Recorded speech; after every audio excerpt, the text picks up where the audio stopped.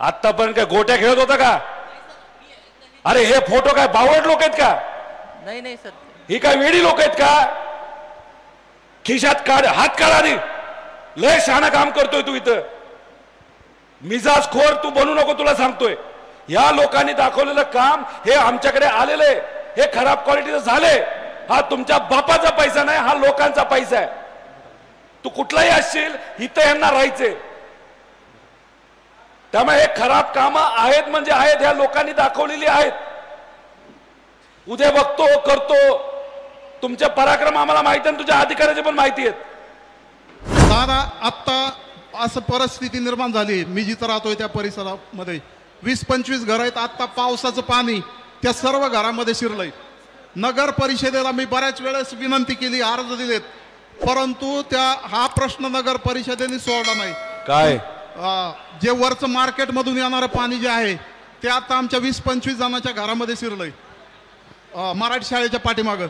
तर बऱ्याच वेळेस नगर परिषदेला पाठपुरावा करू नये. जवळजवळ 10 वर्षापासून 2009 पासून या नगर परिषदेने त्यावरती कोणताही उपाय शोधला नाही.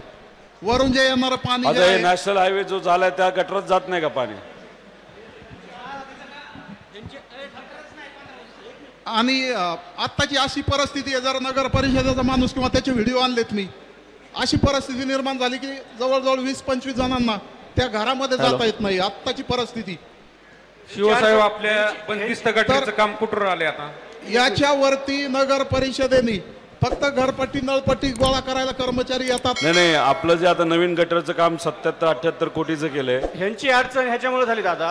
हे जे हायवेचे गटराचं काम चालू आहे, ते बीड रोड पासून साकत फाट्यापासून येणारं पाणी ते सरळ उताराने बैल बाजारात शिरलं, मार्केट मधून आतमध्ये येत आहे. हे जर गटरा झाल्या असत्या रस्त्याच्या सगळ्या, हे पाणी गटरा नाही. हे काका रस्त्याची गटर आहे, दुसरं 80 कोटी दिलेत ना आपण यांना. त्याची तर परिस्थिती अशी आहे दादा, एक 100 मीटर 200 मीटर काम चालू आहे. काम चालू अशा परिस्थितीत ह्यांचं नगरपालिकेचा त्याच्यावर इंजिनियर नाही बघायला कुठल्याच बाबतीत. मी ह्यांना फोटो दाखवीन. आत्ता पण गुडघे इतक्या पाण्यात त्यांनी खाली पीसीसी करते ते. माझ्यापाशी फोटो आहेत मोबाईल मध्ये काढून ठेवले. 6 इंचाचं पीसीसी आहे, 3 इंच 2 इंच पीसीसी करतात आणि अक्षरशः ही एक मिनिट बांधकाम वाले कोण आहे इथं? इंजिनियर त्यांना बोलवा. तुमचं आहे का म्हणा नियंत्रण त्याच्यावरती? बोला पुणे नगरपालिकेचं बांधकामचं.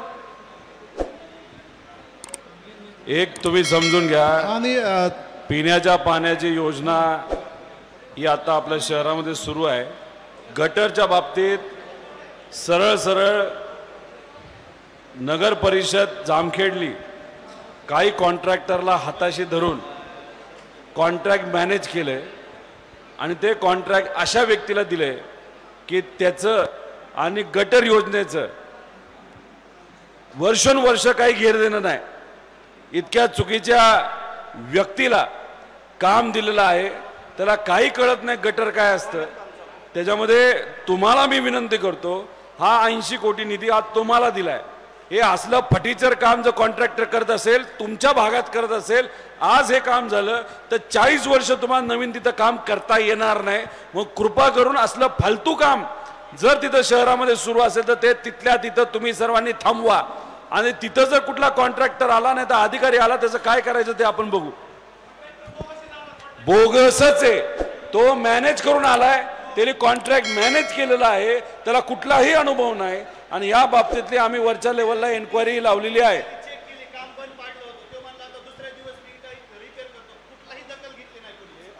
काम करून दिलं नाही आम्ही ते, पण असं काम आतमधून पूर्ण फुटलं, पाणी नाही, कुठलंच आहे का तुमचं नियंत्रण ह्या कामावर?